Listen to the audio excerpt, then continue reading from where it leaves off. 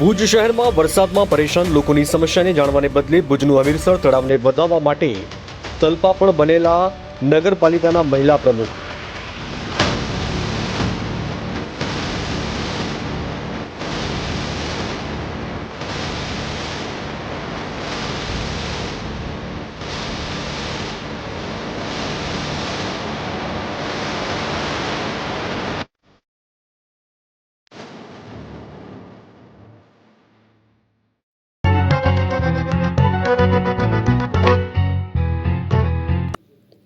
છેલ્લા 2 દિવસથી ભુજ અને આસપાસના વિસ્તારોમાં વરસાદને લીધે શહેરીજનો પરેશાન છે, ત્યારે તેમની સમસ્યાઓ પર ધ્યાન આપવાને બદલે ભુજ નગરપાલિકાના મહિલા પ્રમુખ હમીરસર તળાવ ક્યારે છલકાય અને ક્યારે તેઓ તેને વધાવે તે જાણવા માટે હમીરસર તળાવે પહોંચી ગયા હતા।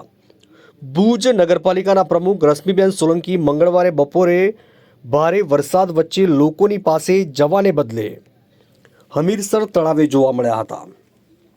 તેઓ જ્યારે તળાવની મુલાકાત લઈ રહ્યા હતા ત્યારે તેમની બરાબર બાજુમાં આવેલ ભુજ એસટી બસ સ્ટેન્ડ વિસ્તારમાં લોકો વરસાદથી કેમ બચવું તેના માટે મથામણ કરી રહ્યા હતા। આફતને પણ અવસરમાં પલટી નાખવા માટે જાણીતા સત્તા પક્ષ ભાજપમાંથી આવતા મહિલા પ્રમુખ સંકટના સમયે પણ પોતાની પબ્લિસિટી માટે રચ્યા પચ્યા રહેતા ભુજના લોકોમાં તેમના માટે સારી વાતો થઈ ન હતી।